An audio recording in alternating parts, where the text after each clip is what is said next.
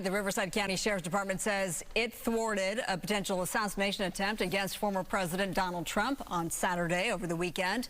A man armed with several firearms and ammunition was arrested outside a Trump rally in Coachella. 49-year-old Vem Miller of Las Vegas says he's shocked by the allegations because he says he's a Trump supporter and he had the guns for his protection. And now Miller says he's considering a lawsuit against Riverside County. Riverside County Sheriff Chad Bianco, he joins me now live with his reaction. Good to have you, Sheriff. Let me add to what I just said. Miller, he tells the LA Times this is a quote, "Everything they said about me is untrue, provably so.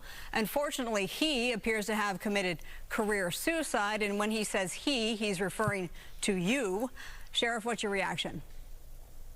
He can say anything he wants to try and minimize his involvement in this or threaten to sue. Everyone threatens to sue.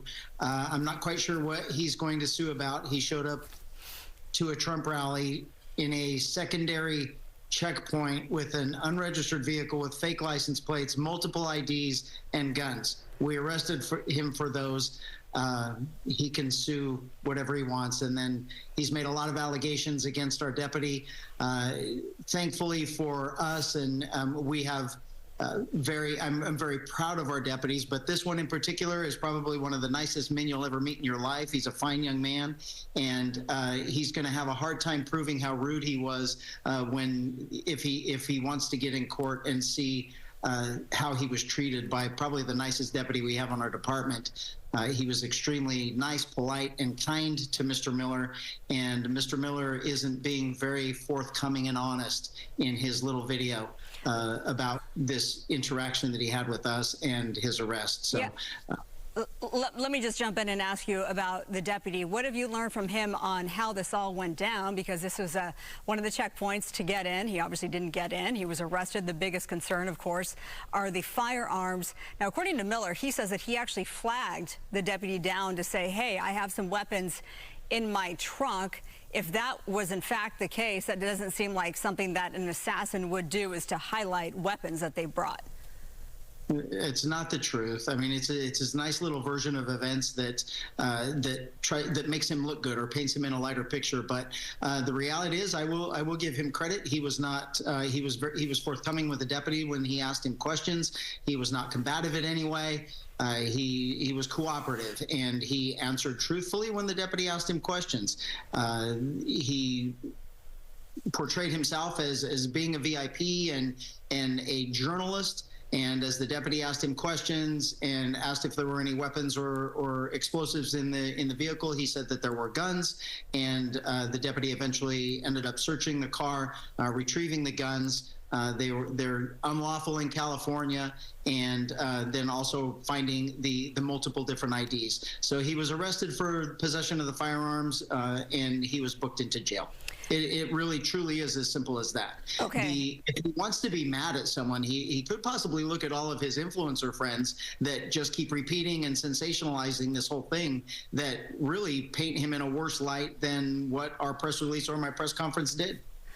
Okay, let me ask you this, because obviously, and he says that the body-worn cameras will prove that he is correct, and so we'll see what happens there, of course. He is a free man tonight. He posted bond, $5,000, and he's been out since Saturday. He's not facing federal assassination attempt charges, just some gun charges.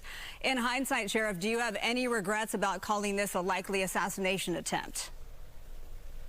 No. You know, in the end, we will never know. From the point he was arrested, we will absolutely never know what was going to happen if those guns got in there.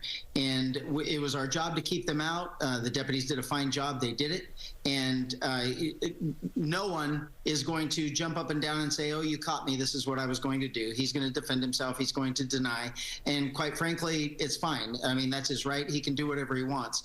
But in all of the red flags, the assassination attempts that have already been made on the president, and then he truly thinks he's going to show up at a rally inside perimeter with loaded weapons that he shouldn't have, with all of the other things that went along with it.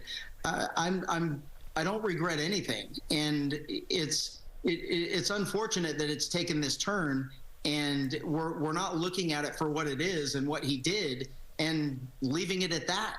Well, okay, I'm going to switch gears because we're running out of time. But you know, you've not made it a secret that you will likely run for governor here in the state. You told us here on the air that you will not announce your run for governor until after November the 5th. So does that mean that November the 6th you want to schedule an interview with us so that you can make your announcement for that? Marla, you're very persistent. I don't know if it will be November 5th. I will give you now. I will say by the end of the year, or the 1st of January at the latest. It's there's certainly too many things that are happening and coming up that are not going to allow me to continue in just trying to decide. So it shouldn't.